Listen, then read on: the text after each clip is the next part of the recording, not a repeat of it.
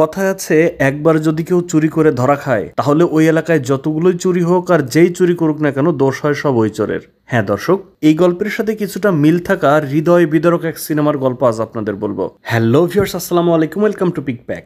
চলুন শুরু করা যাক। প্রথমে আমরা দেখতে পাই নিশান নামে একজন কয়েদি জেল থেকে মুক্তি পাচ্ছে।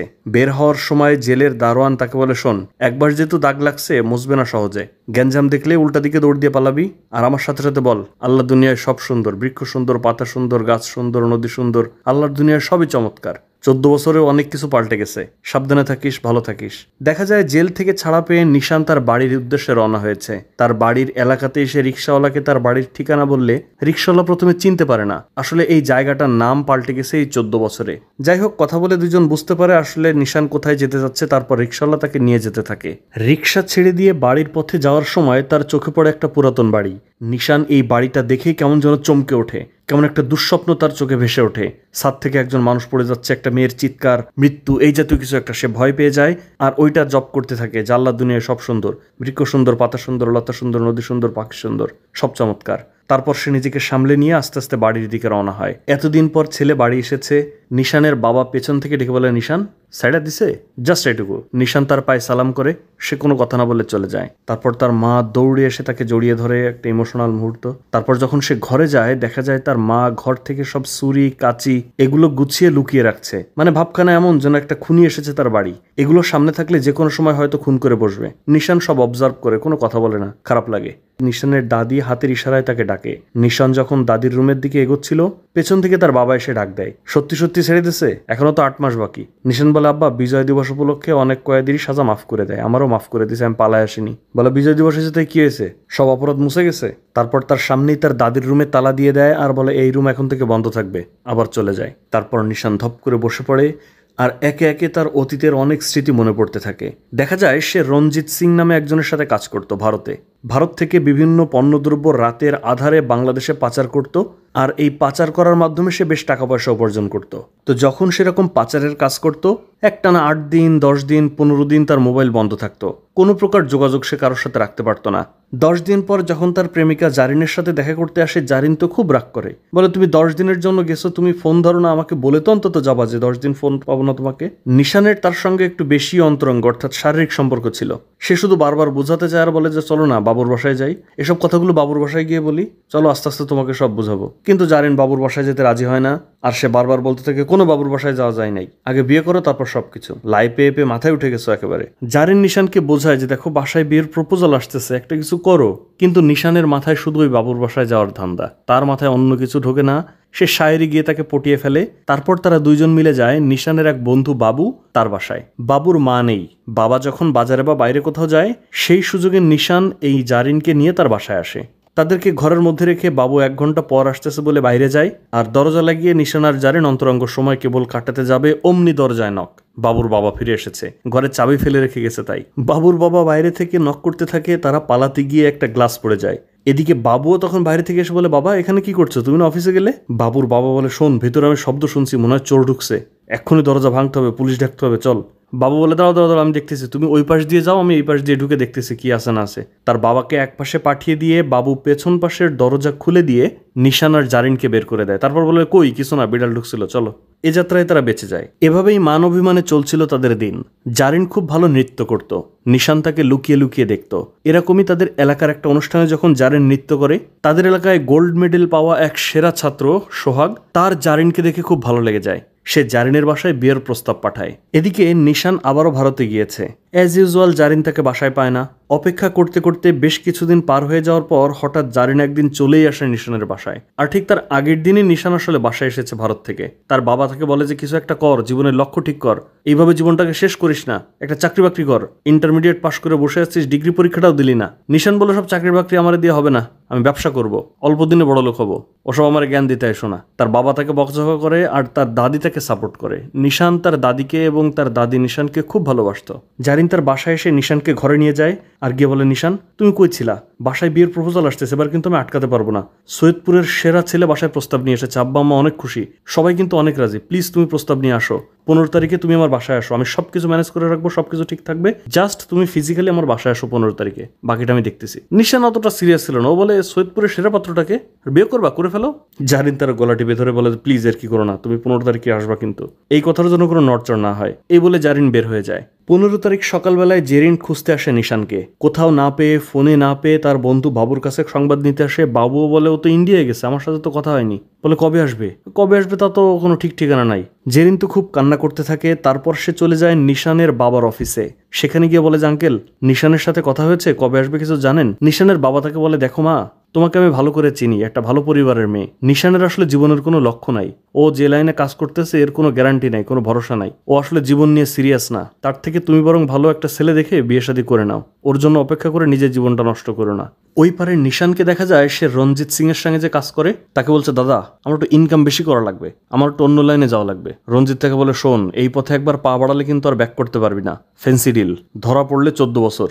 নিশান বলে দাদা আমার টাকা লাগবে, ধরা পড়লেও সমস্যা নাই। রঞ্জিত তখন রবি নামে একজনকে ডেকে নিশানের সাথে পরিচয় করিয়ে দেয় আর বলে যে শোন, ও মাল নিয়ে যাবে, এখন তো বর্ডার একটু গরম আছে, সপ্তাহ 2 পরে বাংলাদেশে নিয়ে যাবে মাল। ব্যাস, যেই কথা সেই কাজ। রাতের বেলায় বর্ডার গার্ডের চোখ ফাঁকি দিয়ে তারা এই পাশ থেকে ওই পাশে মাল চোরাচালান করে। কপাল খারাপ ছিল, সেদিন বর্ডার গার্ডের চোখে তারা পড়ে যায়। তাদেরকে এলোপাতাড়িভাবে প্রচন্ড পরিমাণ গুলি বর্ষণ করতে থাকে। নিশান কোনো রকমে বেঁচে গেলেও রবির গায়ে গুলি লাগে। নিশান সেদিন নিজের জীবনের ঝুঁকি নিয়ে রবির লাশ কাঁধে করে নিয়ে তারপর সেখান থেকে পালায়। আহত অবস্থায় রবিকে সে হাসপাতালে ভর্তি করে, তার চিকিৎসা চলে। আড়াল থেকে নিশান দেখে যায় যে পুলিশ তাকে ঘিরে রেখেছে, অর্থাৎ তার জীবন বেঁচেছে কিন্তু সে জেলখানায় আটকা পড়বে। তারপর আহত অবস্থায় নিশান ফিরে আসে আর বাবুকে কল করে। বাবুকে ডেকে বাইরে আনার পর বাবু তো তাকে অনেক বকাঝকা করে যে তুই জীবনের রিস্ক নিয়ে এগুলো কেন করতে গেলি, তুইও তো মরে যাইতে পারতি। নিশান তখন বলতে থাকে আরে শোন বাপ, আমার জীবনও ব্যবসা করতে টাকা দেবো না, ওইসব চাকরি বাকরি আমার দিয়ে হবে না, ইনকাম করতে হবে না, জেরিনের বাপের সামনে অন্তত বেশ কিছু টাকা পয়সার মালিক হয়ে না গেলে ওর বাপ তো আমার মেনেই নেবে না। বাবু তখন বলে জেরিনের তো বিয়ে হয়ে গেছে। নিশান তো পুরো অবাক হয়ে যায়, কি? তারপর বাবু বলে তোর না 15 তারিখে যাওয়ার কথা ছিল, তুই তো ফোনও ধরস না, কোনো যোগাযোগ করিস না, তোর জন্য মেয়েটা কতদিন ধরে অপেক্ষা করলো, 15 তারিখের পরে অপেক্ষা করছে, তারপরেও তো তুই ফিরে আসিসনি, কি আর করার, বিয়ে হয়ে গেছে। নিশান্ত ওই অবস্থায় ছুটতে ছুটতে জেরিনের বাসায় চলে যায়। তখন তার নতুন স্বামী সোহাগও এখানে ছিল। তার স্বামীর সামনেই তাকে ডেকে গালাগাল করতে থাকে আর বলে যে তুই কেন করলি, আমারে কেন ফাঁকি দিলি, আমারে কেন ধোকা দিলি। বাবু তার পিছু করেছিল, তাকে জোর করে সেখান থেকে টেনে বের করে নিয়ে যায়। নিশান পাগলের মতো বকতেই থাকে। তারপর জেরিন কিছু না বলে ঘরের মধ্যে চলে যায়।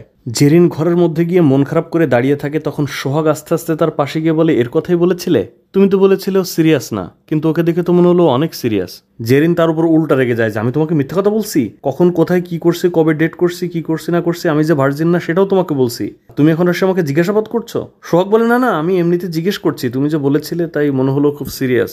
সোহাগ তাকে বলে দেখো এর একটা শেষ নামানো দরকার, আমার মনে হচ্ছে তোমাদের ভালো সম্পর্কের মাঝখানে আমি একটা ঝামেলা হিসেবে চলে আসছি। ঠিক তখনই নিশান জেরিনকে ফোন দিচ্ছিল। তারপরের দৃশ্যে দেখা যায় বাবুর বাসায় নিশান সোহাগ আর জেরিনকে ডেকেছে তাদের সম্পর্কের একটা ফাইনাল করার জন্য। সোহাগ তার সঙ্গে এসে পরিচিত হতে এলে নিশান কোনো কথা বলে না, এক নজরে জেরিনের দিকে তাকিয়ে থাকে।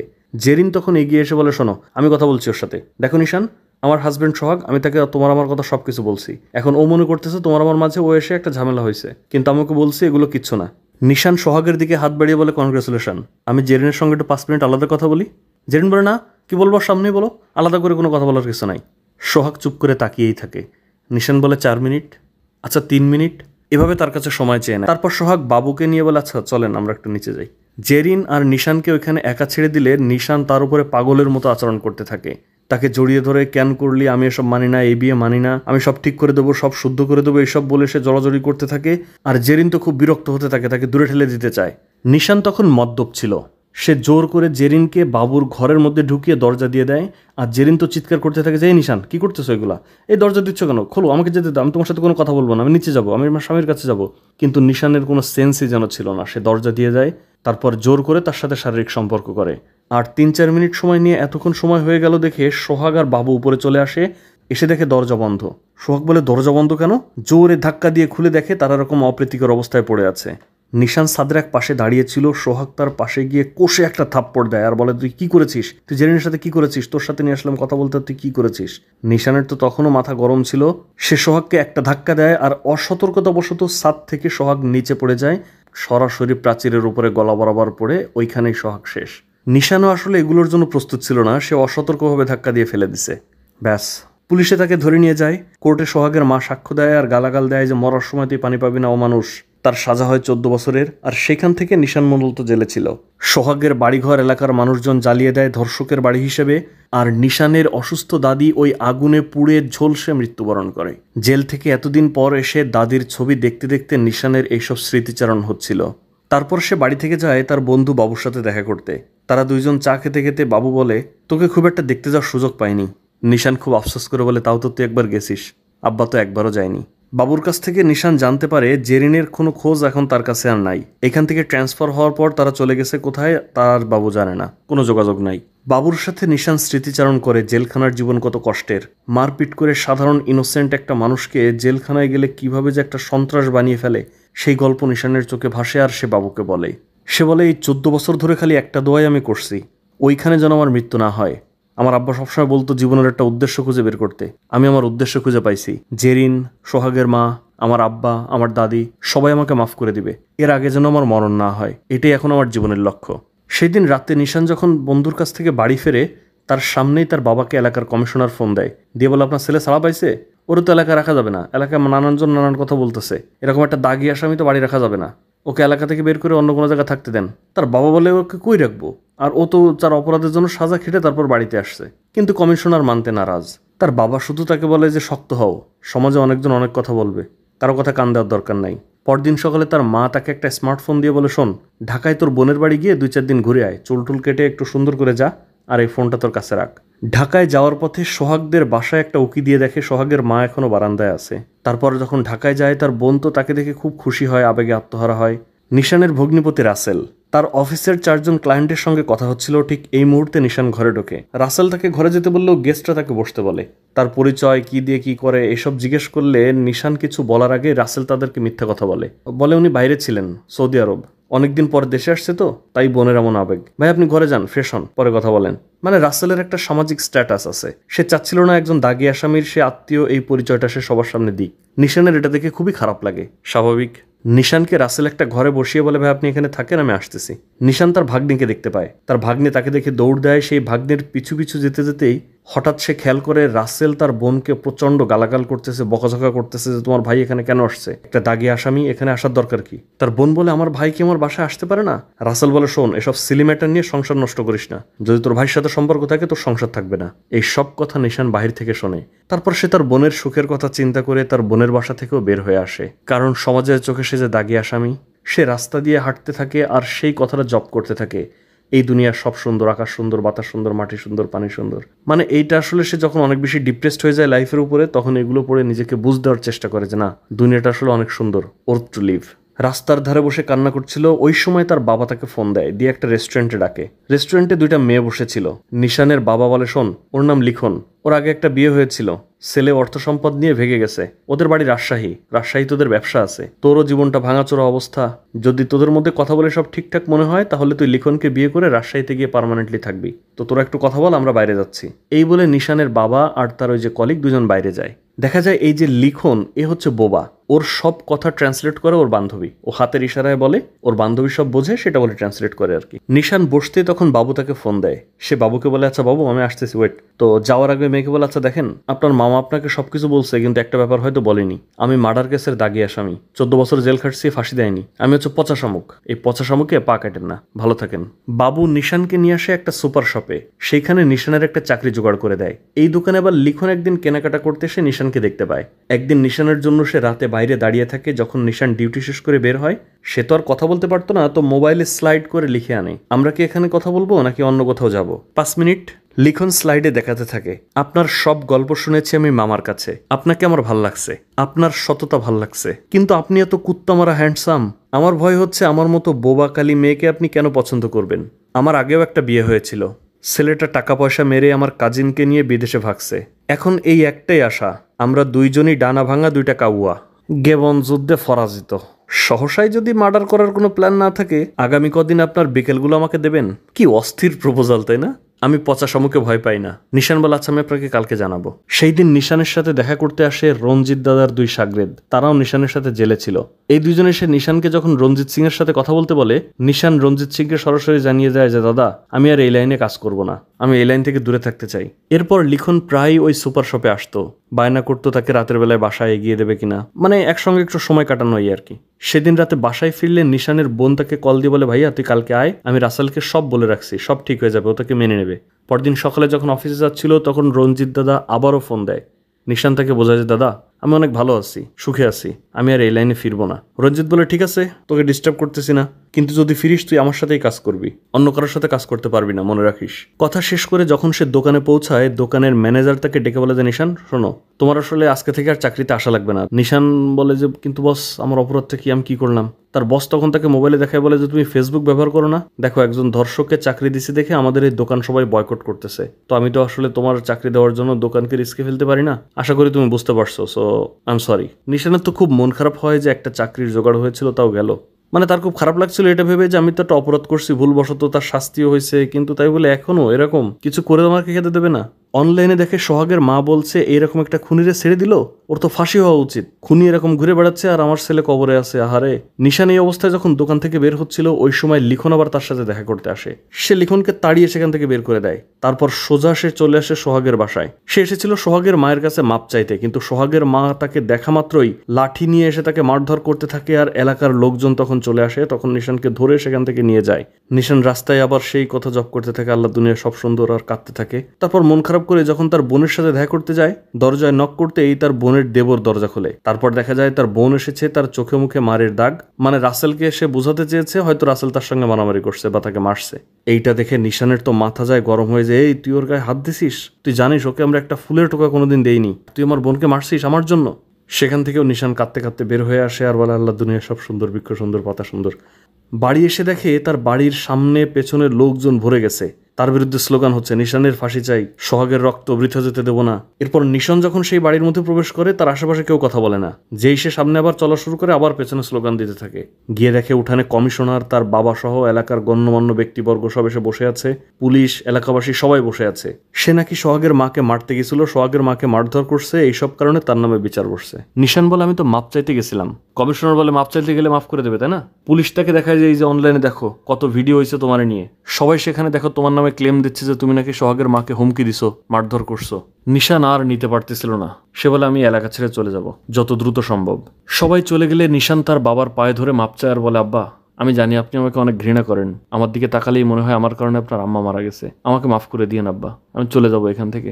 নিশানের বাবা বলে, তুই কি সত্যি সত্যি ওখানে ক্ষমা চাইতে গেছিলি? বলে, হ। বলে, ক্ষমা চাইতে অনেক সাহস লাগে, অনেক ক্ষমতাশালীর পতন হয়েছে, ক্ষমা চাইনি বইলা। কার কথা বলছে বুঝতে পারছেন? বলে, তুই রাজশাহী চলে যা, লিখনকে বিয়ে কর, জীবনের একটা মানে খুঁজে পাবি, একটা উদ্দেশ্য বের কর, চলে যা। নিশানও চিন্তা করে এটাই তার জন্য ঠিক হবে, রাজশাহী গিয়ে তার নতুন জীবন গড়তে হবে, এই সমাজ তাকে কখনোই মেনে নেবে না, তার এই কলঙ্কের দাগ কখনো মুছে যাবে না। পরদিন সকালে ব্যাগ গুছিয়ে নিশান রাজশাহীর উদ্দেশ্যে রওনা হয়। বাসা থেকে বের হতে দেখে তার বাসার বাইরে 2 জন পুলিশ কনস্টেবল দায়িত্বে ছিল, তাকে চৌকি দিচ্ছিল। রাজশাহী পদ্মার পাড়ে লিখনের সঙ্গে দেখা করার জন্য লিখনকে ফোন দেয়। তারপর লিখন আসলে নিশান বলে, বাবা বলছে আপনাকে বিয়ে করতে, শান্তিতে থাকতে। লিখন বলে, বাবা বলছে এজন্য এসেছেন? ঠিক এই মুহূর্তেই নিশান খেয়াল করে দূরে একটা লাল গাড়ি এসে দাঁড়িয়েছে, সেই গাড়ি থেকে নেমেছে জেরিন। 2টা বাচ্চাকে গাড়িতে উঠিয়ে জেরিন সেই গাড়িতে করে চলে গেছে। দ্যাট মিন্স জেরিন এই রাজশাহীর কোথাও আছে। নিশান তো লিখনকে রেখে পাগলের মতো ওইদিকে ছুটতে থাকে, কিন্তু তার মধ্যে গাড়িটি চলে যায়। সে ওই সময় বাবুকে ফোন দেয়। জেরিন রাজশাহীতে থাকে না? বাবু বলে, আরে রাজশাহীতে তো লিখন থাকে, তুই গেছিস লিখনের কাছে, তুই লিখনের কথা বল, জেরিনের খোঁজ খবর নিচ্ছিস কেন, তুই ভুল দেখছিস, বাদ দে। নিশান ফোনটা রেখে দেয়। তারপর নিশান লিখনের সাথে তাদের বাসায় আসে। বাবু তাকে বলে, এত সুন্দর একটা মেয়ে, কোথায় জীবন গড়বি, সুন্দর একটা জীবন হবে, তা না তুই আবার সেই জেরিনের পিছনে পড়লি। তারপর লিখনকে বলে, আমাকে একটু বাইরে যেতে হবে। ব্যাগ নিয়েই সে আবার রাজশাহী শহরে ফেরত যায়। নিশান সারা রাজশাহী শহর ওই লাল গাড়ি খুঁজে বেড়ায় আর জেরিনকে খুঁজে বেড়ায়, রাস্তাঘাট, শপিং মল, সব জায়গায় খোঁজে। হঠাৎ 2 জন লোক তাকে এসে বলে, এই শোয়েব ভাই তোকে ডাকতেছে, চল। নিশান বলে, শোন মাথা মতো গরম আছে, শোয়েব ভাইটা আমি চিনি না, সর। তারপর তাদের সাথে ধস্তাধস্তি করে, এমন সময় পেছন থেকে রড দিয়ে কেউ তার মাথায় জোরে একটা আঘাত করে। জ্ঞান ফিরে নিশান দেখে রবির গাড়িতে সে, ওই যে সেই রবি, রঞ্জিতদার সাগরেদ, যাকে গুলিগলার হাত থেকে বাঁচিয়েছিল। রবি তাকে বলে, তোর কি মনে হয় কাকতালীয়ভাবে আমার সাথে দেখা হয়েছে? অনেকদিন ধরে তোরে খুঁজছি, তুই কোথায় যাস না যাস সেসব খেয়াল রাখছি। রবির বাসায় ঢুকতেই নিশান প্রথমেই খেয়াল করে সেই লাল গাড়িটা। সে রবিকে জিজ্ঞেস করে, এটা কার গাড়ি? রবি বলে, কেন আমার? তারপর ভেতরে ঢুকে দেখে জেরিন যে মেয়েটাকে নিয়ে লাল গাড়িতে উঠেছিল সেই মেয়েটা বসা।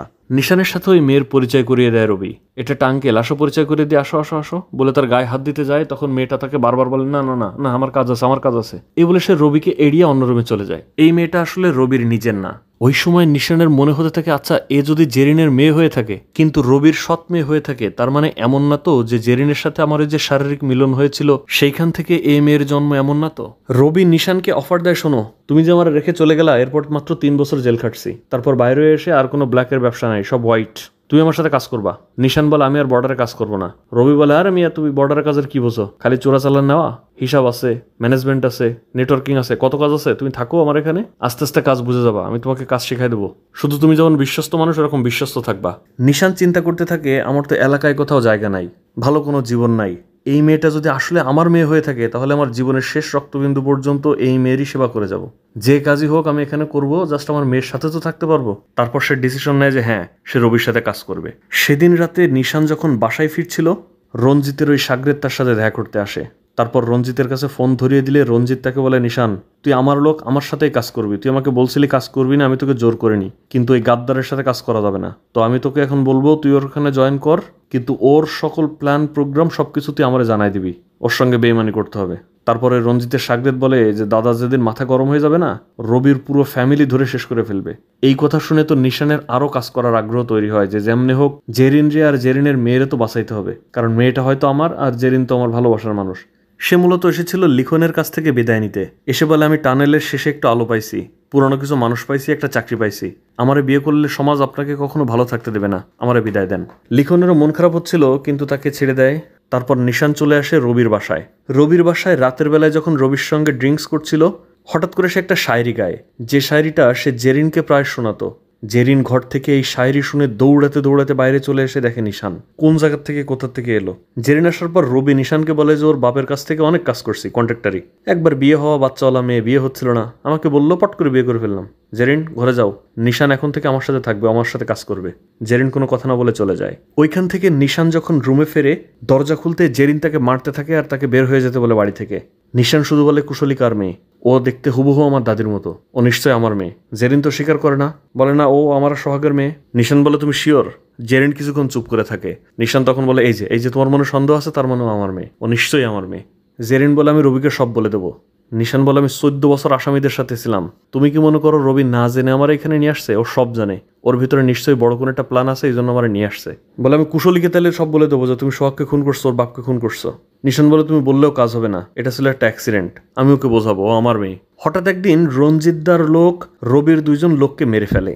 পরদিন সকালে রবি নিশানকে ডাকে, ডেকে বলে রঞ্জিতদার সঙ্গে অনেক আগের একটা বোঝাপড়া আছে আমার, তার কিছু মাল বর্ডারে ধরা খাইছিল, এখন সে দাবি করতেছে ওই মালের সম্পূর্ণ টাকাটা আমাকে ক্ষতিপূরণ দিতে হবে, কিন্তু আমি তো ওই মাল খাইনি, এতগুলো টাকা আমি কই দিয়ে দেবো, ঝামেলায় ছিলাম, যাই হোক এতদিন দেয়া হয়নি, সেই থেকে আমার তার সাথে বাজে সম্পর্ক, কিন্তু এইভাবে তো চলতে দেওয়া যায় না, এর একটা সমাধান দরকার। কিন্তু রঞ্জিত আমার ফোনই ধরতেছে না। সে নিশানকে বলে তোমাকে তো খুব পছন্দ করে, তুমি দাদাকে ভিডিও কল দিয়ে দিচ্ছি, কথা বলো, বলো তার সাথে আমি ফেস টু ফেস বসতে চাই, একটা সমস্যা হয়েছে, এটার সমাধান চাই, টাকা পয়সা যা লাগে যা শোধ করা লাগে আমি দিয়ে দেবো, কিন্তু তুমি একটু এই একটা মিটিং অ্যারেঞ্জ করে দাও। সে রবিকে বলে ঠিক আছে তুই ইন্ডিয়ায় চলে আয়, এসে কথা বল।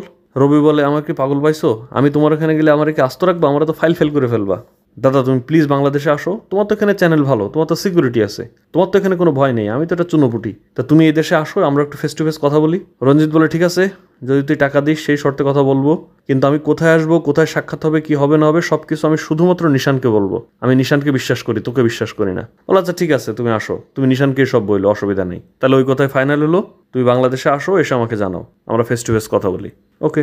জেরিন রবিকে এসে বলে শোনো তুমি তো সবকিছুই জানো, নিশান কে তা জানো, তারপর ওকে এখানে কেন রাখছো, হয় ওকে চলে যেতে বলো, না হলে আমি চলে যাবো। রবি বলে যাও, তোমার মেয়েকে নিয়ে তুমি চলে যাও, আমার ছেলে এখানেই থাকবে, সে তো ছেলে ছাড়া যাবে না। যাই হোক রবি যে একটা বিপদে আছে, রঞ্জিত যে কোনো সময় ঝামেলা করতে পারে, আর এই ঝামেলায় যে নিশানের মেয়েও পড়তে পারে এটা নিশান বুঝতে পারে, তাই নিশান তাদের আশেপাশে থাকার প্ল্যান করে।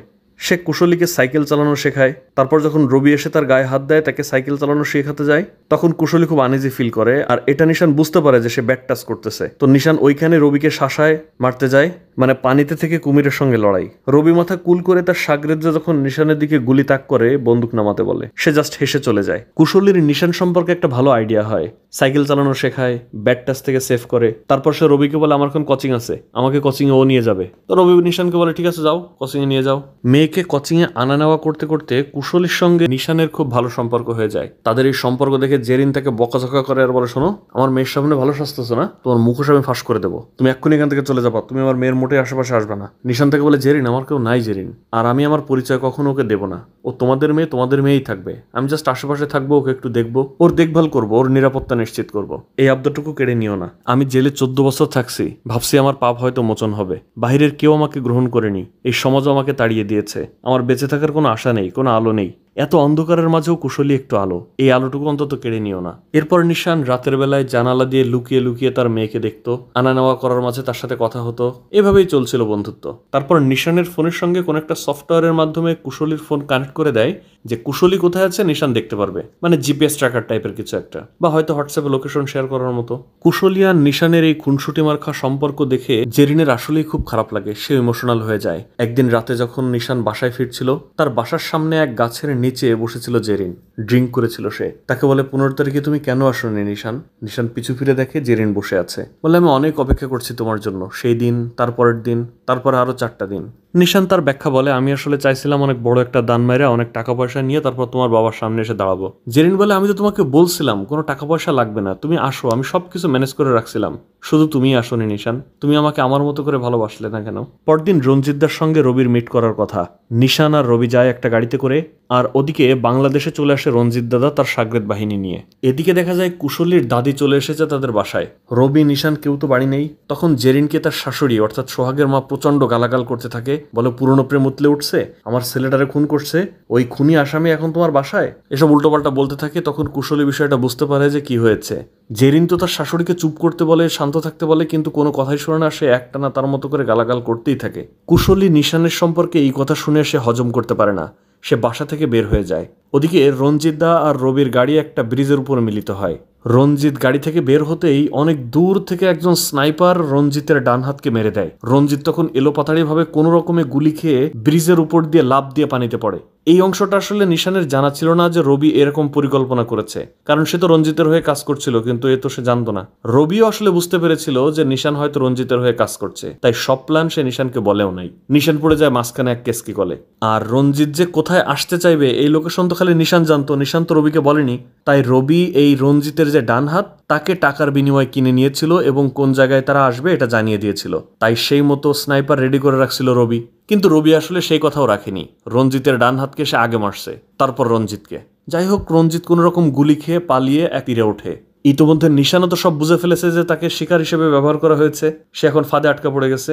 রবি আবার ওই এলাকার ডিআইজি সাহেবকে ফোন করে বলে যে স্যার, তো লেটা বেঁধে গেছে, নিশান তো রঞ্জিত সিংকে গুলি করে আমার টাকা পয়সা নিয়ে ভেঙে গেছে, শীঘ্রই আমাকে বাঁচান। সুযোগ বুঝে নিশানও পানিতে ঝাঁপ দেয়। নিশান পানি থেকে উঠে ফোন চেক করতে দেখে কুশলী তার আশেপাশে এক জায়গায় দেখাচ্ছে, মানে যে জিপিএস ট্র্যাকার অন করা ছিল। সে একটা সাইকেল পায়, ওইটা নিয়েই কুশলীর ওই লোকেশনে যাওয়ার চেষ্টা করে। আর সে পৌঁছাতে না পৌঁছাতেই দেখে একটা বাইকে করে একটা ছেলে এসে কুশলীকে নিয়ে গেল। রবি তো মনে করে রঞ্জিতকে গুলি করছে, রঞ্জিত মনে হয় মরে গেছে। বাসায় আসতেই আন্ডারওয়ার্ল্ড থেকে তার ফোন আসে যে আন্ডারওয়ার্ল্ড একটা সিস্টেম অনুযায়ী চলে, তুই রঞ্জিতকে এভাবে ডেকে নিয়ে গুলি করছিস, সেটা ঠিক করিস নাই। রবি তো ভারী টেনশনে পড়ে যায় যে হায় হায়, রঞ্জিত সিং তার মানে বেঁচে গেছে আর এই খবর পৌঁছায় দিছে। এদিকে ডিআইজি সাহেবকেও রঞ্জিত সিং জানায় যে এই অবস্থা। ডিআইজিও তখন রবিকে ফোন করে বলে যে তুই এরকম উল্টোপাল্টা কেন করলি, তুই এটা ঠিক করিস নাই। কুশলী আর ওই ছেলেটা বাইকে কিছু দূর যাওয়ার পরেই তাদের বাইকে হঠাৎ একটা মাইক্রো গাড়ি আক্রমণ করে। কুশলীকে তুলে নিয়ে চলে যায় রঞ্জিতের লোক। রঞ্জিত সিং যাওয়ার সময় কুশলীর ফোনটা রাস্তায় ফেলে দেয়, সো নিশান তাকে আর ট্র্যাক করতে পারে না। তারপর রবিকে ফোন করে বলে তোর মেয়ে আমার সাথে আছে, একে একে দেখবি এবার মানুষ কিভাবে মারতে হয়, তোর পুরো পরিবার আমি শেষ করে দেবো। ডিআইজি রবিকে ফোন করে বলে 6 মিনিট সময় দিলাম, এর মধ্যে যদি তুই বের হতে পারিস তাহলে বের হ, না পারলে তুই মরবি। তখনই জেরিন তার বাচ্চাকে নিয়ে বাসায় চলে আসে, বাইরে ছিল। রবি বলে আমার ছেলেকে নিয়ে আমি এক্ষুনি চলে যাবো, তুই যদি আমার সাথে যাইতে চাস তাহলে আয়, না চাইলে এখানে থাক, তুই মর। জেরিন বলে কুশলীকে ছাড়া কিভাবে যাবো, কুশলী তো এখনো বাইরে, কুশলী তো রবির মেয়ে না, সে তো তার জন্য তার নিজের জীবন রিস্ক নেবে না। সে জেরিনকে আর বলে না যে কুশলীকে ধরে নিয়ে গেছে, সে জাস্ট তার ছেলেকে নিয়ে চলে যায়, একটা হেলিকপ্টার হেলিকপ্টার আসে, ওইটাতে করে সে পালাবে। ততক্ষণে নিশান তো বাসায় চলে আসে, রবিকে মারতে মারতে একেবারে আলু ভর্তা করে ফেলে, একদম মৃত্যু পর্যায়ে চলে যায়। তখন নিশানকে বলে, শোন, আমার বাচ্চার জন্য আমারে মাফ করে দে, আমার প্লিজ মাফ করে দে, আমার বাচ্চার মুখের দিকে তাকা, ওরে আমার বাঁচাইতে দে। নিশানের তখন একটা ব্যাপারই বারবার মনে পড়ে, সে যে অপরাধ করেছে তাকে কেউ ক্ষমা করেনি, আবার বাচ্চার দরদও একটা ফ্যাক্ট। সে দুইটা ব্যাপার চিন্তা করে বলে, আমারে কেউ কোনোদিন ক্ষমা করেনি, যা তোর আমি ক্ষমা করে দিলাম, তোর বাচ্চার জন্য ক্ষমা করে দিলাম। এরপর সে তার নিজের বাচ্চাকে বাঁচানোর প্ল্যান করে। এরপর হেলিকপ্টার আসে, রবি তার ছেলেকে নিয়ে হেলিকপ্টার করে পালিয়ে যায়। এদিকে রঞ্জিত সিং নিশানকে ফোন দিয়ে বলে যে আমি রবির কাছে যে টাকা পাইতাম, আমার টাকা আমার ফেরত দিতে হবে, তাহলে তোর মেয়ে তোকে ফেরত দেবো। নিশান অবশ্য জানতো যে এই টাকা দিলে মেয়েকে ফেরত দিলেও নিশান হয়তো ফেরত আসবে না। তারপরও সে নিজের জীবনের ঝুঁকি নিয়ে রঞ্জিতের দেওয়ার ঠিকানায় যাওয়ার প্ল্যান করে। নিশান, জেরিন এবং কুশলীর দাদি তিনজন প্রথমে একটা রেল স্টেশনে যায়। ওইখানে একজন লোক এসে তাকে একটা ফোন দিয়ে যায়। তারপর রঞ্জিত সিং তাকে ফোন দিয়ে বলে, নিশান, রেল লাইনের পাশে একটা গ্রাম আছে, মাটিকাটা গ্রাম, ওইখানে মজুমদারের বাসায় চলে আয়, টাকা নিয়ে চলে আয়, টাকা দিবি তো কুশলীকে যেতে দেবো, আর তোর সাথে হিসাবটা আমার পরে হবে, তুই আমার সাথে বেইমানি করছিস। নিশান বলে, দাদা আমি বেইমানি করিনি, রবি তলে তলে প্ল্যান করছে, আমি কিচ্ছু বুঝতে পারিনি, আমাকে জানায়নি, আমারে ফাঁসাইতে চাইছেও।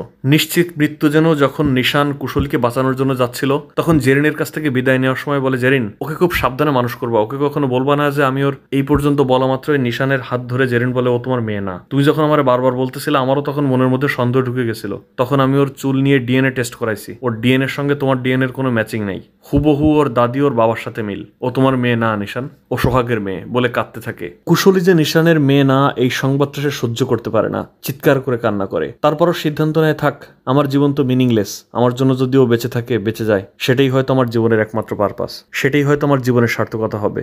নিশান তখন তার বাবাকে ফোন দিয়ে মাপ চায়। তার বাবা বলে, নিশান, তোরে বলতে গিয়েও আমি বলতে পারি না রে, আমি তোরে মাফ করে দিছি রে আব্বা, তোকে আমি একটুও ঘৃণা করি না, তোর দাদিও মরার আগে তোকে মাফ করে দিয়ে গেছে, মরার আগ পর্যন্ত সে শুধু তোর নামই বলছে, তোর নামই জব করছে, তোর সাথে দেখা করতে চাইছে। তারপর নিশান মন স্থির করে ওই টাকাগুলো নিয়ে চলতে থাকে। নিশান টাকা নিয়ে রঞ্জিতের আস্তানায় আসার পর কুশলী তাকে এসে জিজ্ঞেস করে, তুমি আমার বাবাকে মেরেছো, কথাটা সত্যি? নিশান বলে, হ্যাঁ, আমার কারণে মারা গেছে। বলে, তারপর আবার ওরা বলছিল যে তোর বাবা আসতেছে, কেন, ওরা এরকম কেন বললো, তুমি আমার বাবা নাকি? রঞ্জিত তখন কুশলীকে পেছন থেকে টেনে এনে বলে, শোন নিশান, তোর আসল সাজা কি জানিস? তোর মেয়ে এখন নিজের চোখে তার বাবাকে মরতে দেখবে। এই বলে রঞ্জিত যখন নিশানকে গুলি করতে যায়, কুশলী তার হাতে আঘাত করে, গুলিটা অন্যদিকে চলে যায়। তারপর কিছুক্ষণ ফাইট হয়, কিন্তু শেষ পর্যন্ত নিশান তাদের কাছে ধরাশায়ী হয়ে যায়। আর রঞ্জিত দাদার সঙ্গে এই ফাইট করার কারণে রঞ্জিত এসে নিশানকে বলে, নিশান শোন, তুই সারা জীবন ধুকে ধুকে মরবি এই চিন্তা করে যে তোর মেয়েকে তুই বাঁচাতে পারলি না। ইন্ডিয়ার হয়তো কোনো একটা পাড়ায় তোর মেয়েকে নষ্ট লোকেরা এসে খুবলে খুবলে খাবে, আর এই আফসোসে তুই প্রতিদিন মরবি। তারপর রঞ্জিত কুশলীকে নিয়ে পালানোর চেষ্টা করছিল বর্ডার গার্ডের চোখ ফাঁকি দিয়ে। ওই সময় হঠাৎ অনেক দূর থেকে দেখা যায় একটা ঠেলা গাড়িতে আগুন জ্বলছে, সেই আগুন নিয়ে ঠেলতে ঠেলতে সোজা চলে আসছে নিশান। বর্ডার গার্ডের সবাই যখন নিশানের দিকে গুলি ছুটছিল, তখন নিশান ওই ঠেলা গাড়িটা ঠেলে দেয় যেদিকে রঞ্জিতের লোকজনরা লুকিয়েছিল সেখানে। ওই ঠেলা গাড়ির আগুনে সবাইকে দেখতে পায়, আর বর্ডার গার্ডের লোকজন সবাইকে গুলি করে। রঞ্জিতও তাদের গুলিতে মারা যায়, নিশান কোন রকম বেঁচে যায়। রাত পেরিয়ে তখন ভোর হয়ে যায়, দেখা যায় নিশান কুশলীকে বাঁচিয়ে নিয়ে চলে এসেছে। কিন্তু জেরিন আর তার দাদির কাছে কুশলী পৌঁছাতেই হঠাৎ ঢলে পড়ে নিশান।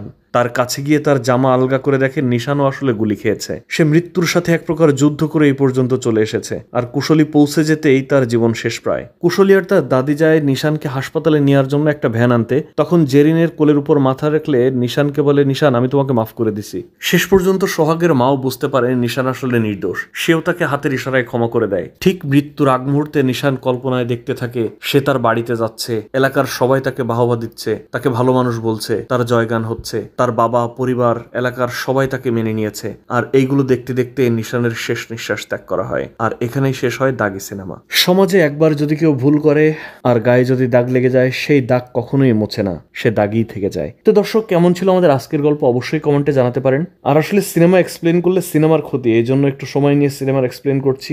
সম্ভব হলে হলে সিনেমা দেখবেন, নেহায়েত কোনো উপায় না থাকলে পিকপ্যাক তো আছেই। তো কথা হচ্ছে পরবর্তী কোনো ভিডিওতে, সে পর্যন্ত ভালো থাকবেন, সুস্থ থাকবেন, পিকপ্যাকের সাথেই থাকবেন। আল্লাহ হাফেজ।